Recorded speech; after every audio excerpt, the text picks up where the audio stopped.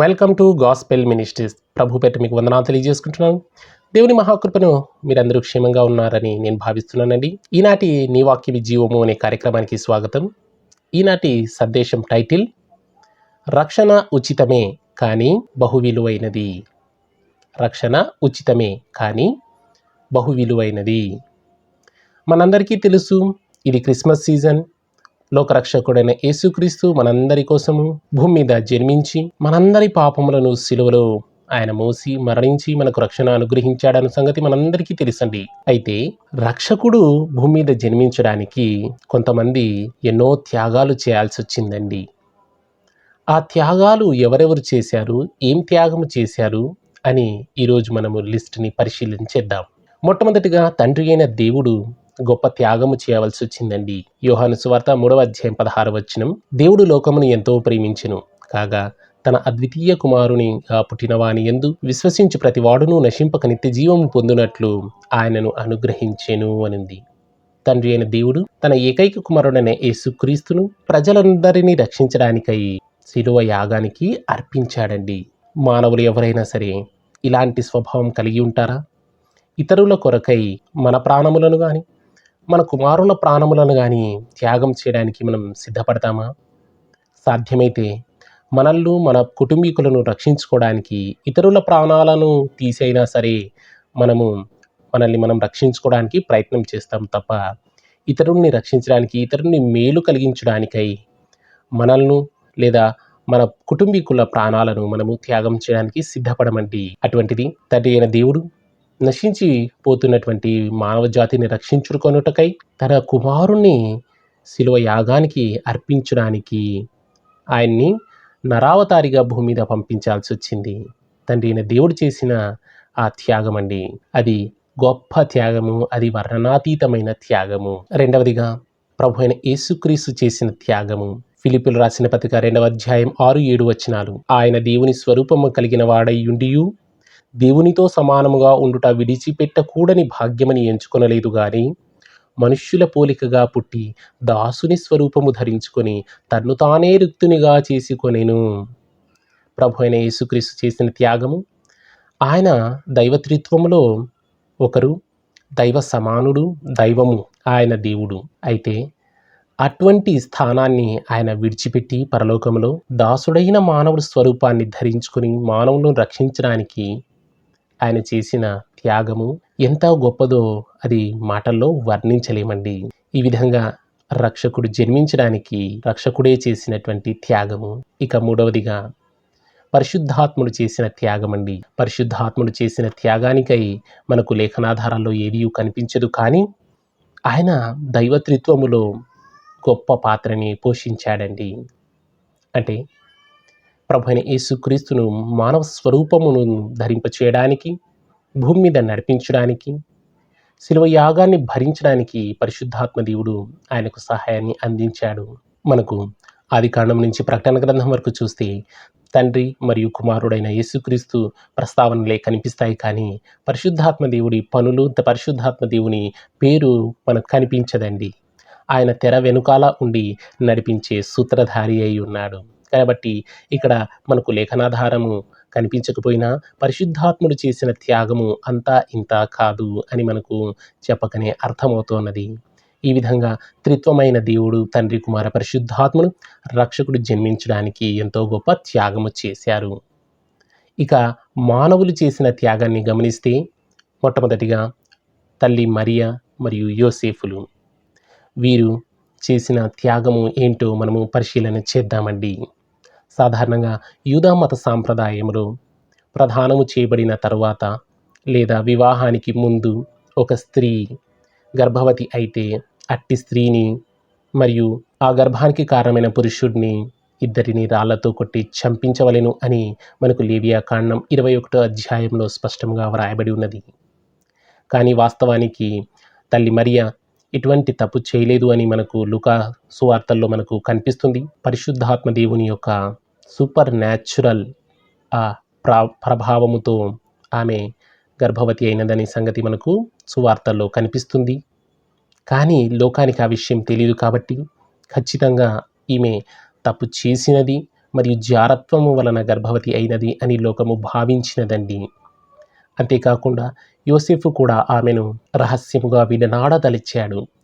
ఒక మహిళకు ఇది ఎంతటి అవమానము చూడండి. మందున యూదా మత ప్రవిష్టులు ఇటువంటి కార్యమును ఊరికే వదిలిపెట్టరు. ఖచ్చితంగా ఆమెను రాళ్లతో కొట్టి చంపించగలరు. కానీ దేవదూత ప్రత్యక్షమై మరియతో ఈ వార్తను చెప్పినప్పుడు, నీవు దయాప్రాప్తురాలు, నీవు పరిశుద్ధాత్మ వలన గర్భము ధరించుదువు, లోకరక్షకుడు నీ యందు జన్మిస్తాడు అని చెప్పినప్పుడు ఈమె మదిలో ఇటువంటి ఆలోచనలు, అంటే నన్ను యూదా మత ప్రవిష్టులు చంపడానికి చూస్తారు, చంపడానికి వెనుక తీయరు అని ఆలోచించి ఉండవచ్చు. అయినను లోకరక్షకుడు జననం కొరకు ఆమె ప్రాణ త్యాగానికై ఆమె సిద్ధపడిందండి. మనము క్రిస్మస్ రోజున చాలామంది చేసే తప్పులు ఏంటంటే, ఒకటి, మరియ మాతను దైవముగా పూజించే ఒక వర్గము, అది తప్పు. రెండవది, అసలు మరియామాతనే జ్ఞాపకం చేసుకోకపోవడము రెండవ తప్పండి. మరియామాత దైవ సమానురాలు కాదు, కానీ లోకరక్షకుడు జన్మించడానికి ఆమె తన ప్రాణమును తెగించి గర్భమును ధరించవలసిన ఆవశ్యకత ఏర్పడినది అని మనం గుర్తెరిగి ఆమెను కృతజ్ఞతాభావంతో జ్ఞాపకం చేసుకోవాల్సిన అవసరం ఎంతైనా ఉన్నది. అంతేగాని ఆమెను దేవతగా పూజించాల్సిన అవసరము లేదు. ఇక యోసేపు గురించి మనం మాట్లాడితే, యోసేపుకు ప్రదానము చేయబడిన మరియ గర్భము దాల్చినది ఈయనకు తెలిసినప్పుడు ఈయన యొక్క ఫీలింగ్ ఎలా ఉంటుందో చూడండి. ఆ కాలంలో ఒక మహిళ గర్భవతి అయినది అని తెలిసినప్పుడు నాగరికత అంతగా అభివృద్ధి చెందని మానవుడు ఏ విధంగా ఊహిస్తాడో నేను నోటితో చెప్పాల్సిన అవసరం లేదు. మన విచక్షణకు అది అర్థమవుతుంది. మరి అలాంటి అనుమానము యోసేపు కూడా కలిగి ఉండవచ్చండి.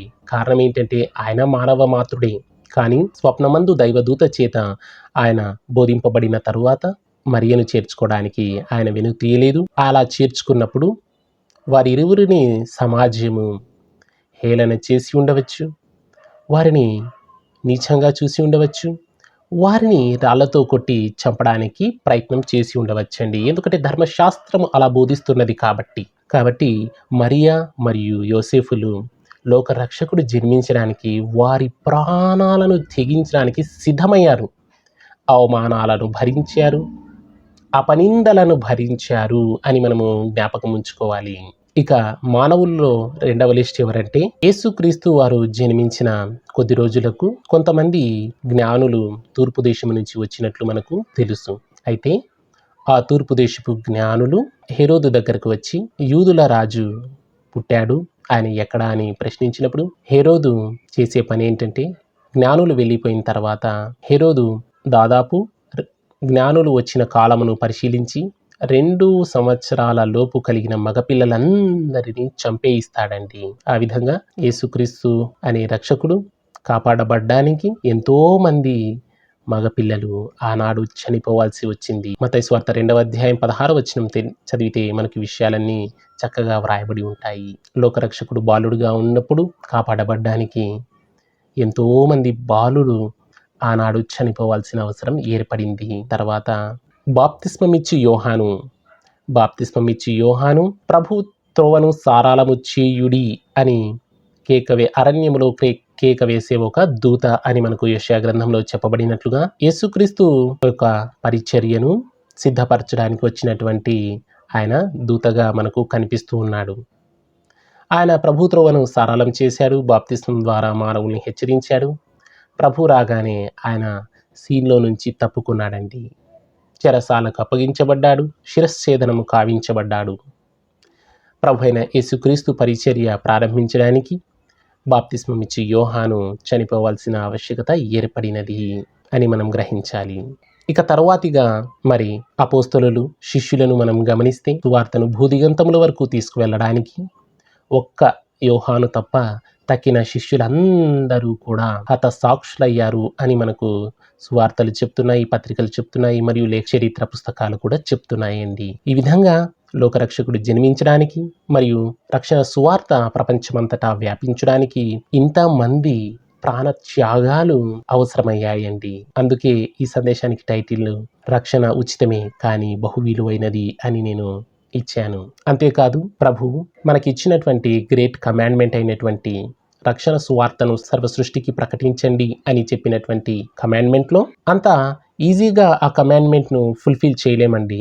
ఎన్నో చోట్లకు మనం వెళ్ళినప్పుడు అవమానాలు పొందవలసి ఉంటుంది, మరియు కొన్నిసార్లు హతసాక్షులుగా మారాల్సిన అవసరం కూడా ఉంటుంది. జాన్ ఫాక్స్ అనేటువంటి ఒక రచయిత హతసాక్షుల మీద చాలా పెద్ద పుస్తకం రాశాడండి. అటువంటి పుస్తకం మీకు అవైలబిలిటీగా ఉంటే తీసి చదవండి. రక్షణ సువార్తను లోకానికి ప్రకటించడానికి ఎంతమంది తమ ప్రాణాలను తెగించారో ఆ పుస్తకంలో చక్కగా రాశారు. మిషనరీల సేవను గురించి కూడా మీరు చదివినట్లయితే, మిషనరీలు కూడా ఎంతోమంది తమ ప్రాణాలను తెగించి సువార్త సేవ చేసినట్లు మనకు కనిపిస్తున్నది. చివరిగా నేను చెప్పదలుచుకుంది ఏంటంటే, సువార్త సేవ ముందుకు వెళ్ళాలంటే ఎవరో ఒకరు ఏదో ఒక త్యాగం చేయవలసిన అవసరం ఉన్నది. ఊరికే సువార్త ముందుకు వెళ్ళదండి. సువార్తను తీసుకువెళ్ళేవారు ఏదో ఒక త్యాగం చేయవలసి ఉంటుంది. అందరూ హతసాక్షులవుతారు అని నేను చెప్పట్లేదు, కానీ లేఖనం కూడా అలా చెప్పదు. అది కొందరికి అనుగ్రహించబడిన భాగ్యము. కానీ అవమానాలు, నిందలు, అపనిందలు మరియు ఎన్నో నిద్రలేని రాత్రులు, ఇలాంటి కష్ట నష్టాలు భరించవలసిన ఆవశ్యకత శిష్యులకు ఉన్నదండి. విశ్వాసులై శిష్యులుగా మారినటువంటి ప్రతి ఒక్కరూ భరించవలసిన త్యాగము ఇదండి. కాబట్టి ఏదో ఒక త్యాగము లేకుండా రక్షణ సువార్త లోకములోకి వెళ్ళదండి. ఈ రోజుల్లో మనం గమనిస్తే సువార్త ఎందుకు ప్రబలడం లేదు అంటే కారణం ఇదేనండి. ఎవరూ కూడా త్యాగం చేయడానికి సిద్ధం కావడం లేదు. ప్రభు కొరకు ఏ ఒక్కరూ కూడా ఏ త్యాగము చేయడానికి ముందుకు రావడం లేదు. చాలా బద్ధకస్తులైపోయారండి విశ్వాసులు. లేఖనం చదవరు, చర్చిలకు రారు, ప్రార్థనలలో పార్టిసిపేట్ చేయరు, ఉపవాస కూడికల్లో పార్టిసిపేట్ చేయరు. కేవలము పండగలకు మాత్రమే హాజరయ్యి నామకార్థ క్రైస్తవులుగా మారిపోయారు. ఇక ఆచారబద్ధమైనటువంటి క్రైస్తవులుగా మారిపోయారు. ఇది కాదండి క్రైస్తవ్యము ఒక విశిష్టత కలిగినటువంటి శిష్యరికము. ఇది మతము కాదు, శిష్యరికము అని మనం గ్రహించాలి. ఒక 500 పెట్టి మంచి బైబుల్ని కొనరండి. ఎవరైనా ఉచితంగా ఇస్తే అది తీసుకొని చదవడానికి ఇష్టపడతారు, లేదా చర్చెస్లో ఎవరైనా మర్చిపోతే వాటిని దాచుకొని చదవడానికి ఇష్టపడతారు. కానీ ఒక 500 ఖర్చు చేసి కొత్త బైబుల్ని కొనడానికి ఇష్టపడరు. ఇక వారు అటువంటి చిన్న త్యాగాన్ని కూడా భరించలేకపోతే సువార్త కొరకు వారు ఎటువంటి త్యాగం చేయగలుగుతారో మనకి ఇక్కడే అర్థమవుతుంది. అంతేకాదు, తెలుగు క్రైస్తవ సాహిత్యములో రచయితలు చాలా తక్కువ మంది ఉన్నారండి. ఆ తక్కువ రచయితలు రాసిన కొన్ని పుస్తకాలు చాలా విలువైనవి ఎన్నో ఉన్నాయి. ఒక 100 రూపాయలు పెట్టి క్రైస్తవ రచయిత రాసినటువంటి ఒక పుస్తకాన్ని కొనడానికి కూడా సిద్ధపడరు నేటి క్రైస్తవులు. అంత లేజీగా మారిపోయారు. కానీ వారి వ్యక్తిగత జీవితాల్లో మాత్రం పండగలకు, పబ్బాలకు, బట్టలకు, షోకులకు, సింగారులకు ఎన్నో వేల రూపాయలు ఖర్చు చేస్తూ ఉంటారు. కానీ దేవుని వాక్యం కొరకు కానీ, దేవుని సేవ కొరకు కానీ ₹1 ఖర్చు చేయరండి. నేను ఇక్కడ ఆర్థికపరమైన ఖర్చు గురించే మాట్లాడడం లేదు, కానీ ఫిజికల్గాను పార్టిసిపేట్ చేయరు, అన్ఫిజికల్గాను పార్టిసిపేట్ చేయడం లేదు. మరి సువార్త ఏ విధంగా ముందుకు వెళ్తుంది? కాబట్టి క్రైస్తవులు ఆలోచించాలి. Unless until somebody sacrifice, gospel will not move on అని మనం గుర్తుంచుకోవాలండి. అందుకనే ప్రభు రాకడ ఆలస్యం అవుతున్నది. మత్తయి సువార్తలో చెప్పబడినట్లు సకల జనులకు దేవుని రాజ్య సువార్త ప్రకటించబడిన తరువాత దేవుని రాకడ వస్తుంది. సో సకల జనులకు సువార్త ప్రబలాలంటే ఎవరో ఒకరు ముందుకు వెళ్ళాలి. ఎవరో ఒకరు ముందుకు వెళ్ళాలంటే త్యాగము చేయడానికి సిద్ధంగా ఉండాలి. సో కాబట్టి ఆ త్యాగం చేయడానికి వింటున్న మీలో ఒకరైనా సిద్ధంగా ఉన్నారా? అలా ఉంటే దేవుని సువార్త ముందుకు వెళ్తుందండి. ప్రార్థిద్దాం. పరిశుద్ధమైన దేవ, జీవముగల తండ్రి, స్తోత్రం నాయన, మహోన్నతుడ మీకు వందనాలు తండ్రి. లోకరక్షకుడు భూమి మీద జన్మించడానికి ఎంతోమంది త్యాగాలతో కూడినటువంటి కార్యములు లేఖనాల్లో పొందుపరచబడ్డాయి. అటువంటి త్యాగంలో తండ్రి అయిన దేవుడు మరియు ప్రభువైన యేసుక్రీస్తు పరిశుద్ధాత్మ దేవుని త్యాగము చూసాము. మరియా యోసేఫుల త్యాగము, బెత్లెహేములో రెట్టేల తక్కువ వయసు కలిగినటువంటి బాలలు యొక్క ప్రాణ త్యాగాలను చూసాము. బాప్తిస్మిచ్చి యోహాను ప్రాణ త్యాగము చూసాము. శిష్యుల, అపోస్తలుల ప్రాణ త్యాగము చూసాము. వీరందరి ప్రాణ త్యాగములతో కూడిన సువార్త, రక్షణ సువార్త ఎంతో విలువైనదని గ్రహించాము. అటువంటి రక్షణ సువార్త ముందుకు వెళ్ళడానికి నేటి క్రైస్తవులు దేవా త్యాగం చేయడానికి సిద్ధంగా లేరు. అటువంటి త్యాగ నిరతి హృదయాన్ని శిష్యులకు కలిగించమని ప్రార్థన చేస్తూ ఉన్నాము. క్రిస్టియానిటీ అంటే కంఫర్ట్ కలిగినటువంటి మతము అని భావిస్తూ ఉన్నారు.